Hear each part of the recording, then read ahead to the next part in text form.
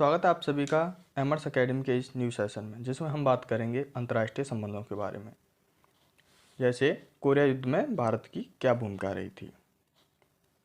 ये इस वजह से ज़्यादा महत्वपूर्ण है क्योंकि वर्ष 2023 में भारत G20 की अध्यक्षता कर रहा है और इस टाइम पे जो वॉर चल रहा है रूस और यूक्रेन में, इसके पर्पज़ से इसे ज़्यादा महत्वपूर्ण पॉइंट माना जा रहा है। तो इसकी वजह से भारत की क्या भूमिका रह सकती है इस युद्ध में जो प्रेजेंट में चल रहा है रूस और यूक्रेन में, तो इस वजह से काफ़ी महत्वपूर्ण पॉइंट बनता है। कोरिया युद्ध में भारत ने काफ़ी अच्छी भूमिका निभाई थी। जानते हैं इसी के बारे में, शुरू करते हैं। तो भारत ने वर्ष 2023 की G20 अध्यक्षता के दौरान 7 दशक पूर्व हुए कोरिया युद्ध में अपनी राजनयिक भूमिका के योगदान को पुनः स्मरण किया है।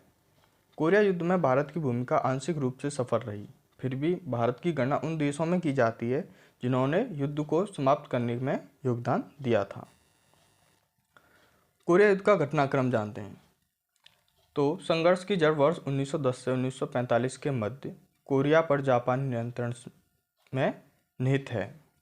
जब द्वितीय विश्व युद्ध में जापान की पराजय हुई तो मित्र देशों की सेना यानी याल्टा सम्मेलन 1945 में कोरिया पर 4 पावर ट्रस्टीशिप स्थापित करने की सहमत हुए।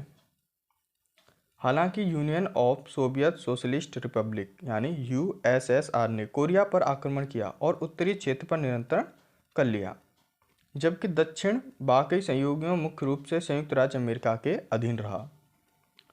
38वीं समानांतर उत्तर के साथ दोनों क्षेत्रों का विभाजन कर दिया गया था, जो अभी भी कोरिया को 2 भागों में विभाजित करने वाली आधिकारिक सीमा बनी हुई है। 38वीं समानांतर रेखा जो कि 2 भागों में बांटती है नॉर्थ कोरिया और साउथ कोरिया को। वर्ष 1948 में कोरिया गणराज्य यानी दक्षिण कोरिया एवं Democratic People's Republic of Korea यानी उत्तर कोरिया की स्थापना की गई। दोनों देशों के क्षेत्रों एवं वैचारिक रूप से अपनी पहुंच बढ़ाने की कोशिश की, जिससे दोनों देशों के मध्य कोरियाई संघर्ष उभर कर सामने आया था। जानते संघर्ष का समय क्या था। वर्ष 1950 में USSR द्वारा समर्थित उत्तर कोरिया ने दक्षिण कोरिया पर हमला कर देशों के अधिकांश हिस्से पर कब्जा कर लिया था। बदले में अमेरिका के नेतृत्व में संयुक्त राष्ट्र बल ने जवाबी कार्रवाई की। वर्ष 1951 में डगलस मैकआर्थर के नेतृत्व में अमेरिका सेना ने 38वीं समानांतर रेखा को पार किया और उत्तर कोरिया के समर्थन से चीन में प्रवेश करने के अपने जो प्रयास हैं उनको गति दी। अमेरिका को आगे बढ़ने से रोकने के लिए वर्ष 1951 के अंत में शांति वार्ता शुरू की गई।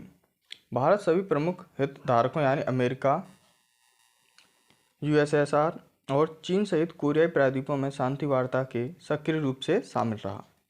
वर्ष 1952 में कोरिया पर भारतीय संकल्प को संयुक्त राष्ट्र यानी UN में अपनाया गया था। वर्ष 1953 में संयुक्त राष्ट्र कमान यानी कोरियाई पीपुल्स आर्मी और चीनी पीपुल्स वॉलेंटियर आर्मी के बीच कोरियाई संघर्ष यानी विराम समझौते पर हस्ताक्षर किए थे। इसने शांति संधि के बिना एक आधिकारिक संघर्ष यानी विराम का नेतृत्व किया। इस प्रकार संघर्ष जो आधिकारिक तौर पर कभी समाप्त नहीं हुआ।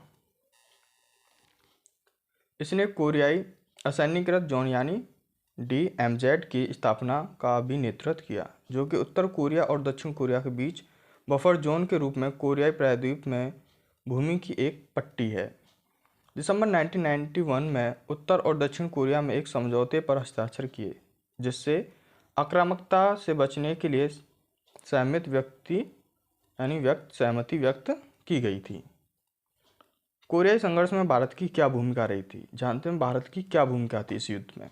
वर्ष 1950 में प्रधानमंत्री जवाहरलाल नेहरू ने एक और विश्व युद्ध होने से रोकने तथा इन देशों में त्वरित युद्ध यानी विराम पर पहुंचने हेतु एक बड़ा कूटनीतिक प्रयास किया।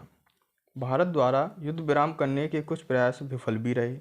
हालांकि जुलाई 1953 का युद्ध विराम समझौता, जिसकी अभी 70वीं वर्षगांठ है, वर्ष 1952 में कैदियों की अदला बदली के प्रस्तावों से संभव हुआ। ये जो संभव हुआ था वो 1952 में कैदियों की जो अदला बदली की गई थी उससे ये संभव हुआ था। भारत ने वर्ष 1952 में संयुक्त राष्ट्र के साम्यवादी पक्षों के बीच बातचीत के दौरान युद्धबंदियों के मुद्दे को हल करने हेतु एक आयोग का प्रस्ताव रखा था। लेकिन शुरुआत में प्रस्ताव पर कोई कार्रवाई नहीं हुई। हालांकि जब वर्ष 1953 में वार्ता फिर से शुरू हुई तो भारत को तटस्थ राष्ट्रीय प्रत्यावर्तन समिति की अध्यक्षता के लिए चुना गया, जिसने 90 दिनों तक पीओडब्ल्यू को सफलतापूर्वक आयोजित किया एवं 27 जुलाई 1953 को युद्ध विराम समझौते पर हस्ताक्षर किए गए। 27 जुलाई 1953 को हस्ताक्षर किए गए थे युद्ध विराम के। भारत लगातार उत्तर कोरिया के परमाणु और मिसाइल परीक्षणों का विरोध करता रहा है। हालांकि इसने प्रतिबंधों को लेकर तटस्थ रुख बनाए रखा है। भारत ने 60वीं पैराशूट फील्ड एम्बुलेंस भी भेजी, जिसने वर्ष 1950 और 1954 के बीच 2 लाख से अधिक लोगों का इलाज करने का उत्कृष्ट कार्य किया था। उत्तर और दक्षिण कोरिया के साथ भारत के संबंध कैसे हैं? संबंधों के बारे में बात करें तो मई 2015 में दक्षिण कोरिया के साथ द्विपक्षीय संबंधों को विशेष रणनीति साझेदारी के अध्ययन किया गया था। भारत को दक्षिण कोरिया की दक्षिण नीति में एक महत्वपूर्ण भूमिका निभानी है। यह नीति देश के निकट क्षेत्र से परे द्विपक्षीय संबंधों का विस्तार करना चाहती है। इसी तरह दक्षिण कोरिया भारत की एक्ट ईस्ट नीति में एक प्रमुख अभिकर्ता है, जिससे भारत का उद्देश्य आर्थिक सहयोग, सांस्कृतिक संबंधों को बढ़ावा देना और एशियाई प्रांत के देशों के साथ रणनीतिक संबंधों को विकसित करना है। भारत और उत्तर कोरिया के बीच 47 वर्षों से अधिक समय से राजनीतिक संबंध हैं, जो गुटनिरपेक्ष आंदोलनों के प्रति भारत की प्रतिबद्धता की विरासत का प्रतीक भी है। जानते हैं आगे की क्या राय हो सकती है, ऐसे और कैसे बेहतर किया जा सकता है। तो कोविड के बाद भू राजनीतिक व्यवस्था में बड़े बदलाव देखे गए हैं और वैश्विक आर्थिक स्थिति बिगड़ने के साथ साथ उत्तर कोरिया अपनी पहले से भी कमज़ोर अर्थव्यवस्था को मजबूत करने पर ध्यान केंद्रित करना चाहेगा, खासकर जब इस देश पर महामारी का काफ़ी बुरा प्रभाव पड़ा था। इसके अतिरिक्त उत्तर कोरिया, संयुक्त राज्य अमेरिका, दक्षिण कोरिया, जापान और कोरियाई प्रायद्वीप पर अन्य हितधारकों के बीच बातचीत फिर से शुरुआत की जा सकती है। ऐसे में कोरियाई प्रायद्वीप में शांति और सुरक्षा को प्रोत्साहित करने की दिशा में भारत की भूमिका रचनात्मक हो सकती है। उत्तर कोरिया के नेतृत्व के साथ भारत के जुड़ाव को जारी रखना इन निकट स्थितियों में लाभकारी भी हो सकता है। रूस और यूक्रेन के बीच युद्ध में वर्तमान परिदृश्य में भारतीय प्रधानमंत्री का संदेश यह युद्ध का युग नहीं है, नई उम्मीद को जन्म दिया है कि भारत जिसकी प्रस्ताविक भूमिका यानी विश्वगुरु की रहती है, युद्ध को समाप्त करने के लिए रूस और यूक्रेन के बीच मध्यस्थता कर सकता है भारत। धन्यवाद। आज के लिए बस इतना ही। वीडियो अच्छी लगे तो लाइक, शेयर एंड सब्सक्राइब जरूर करें। धन्यवाद।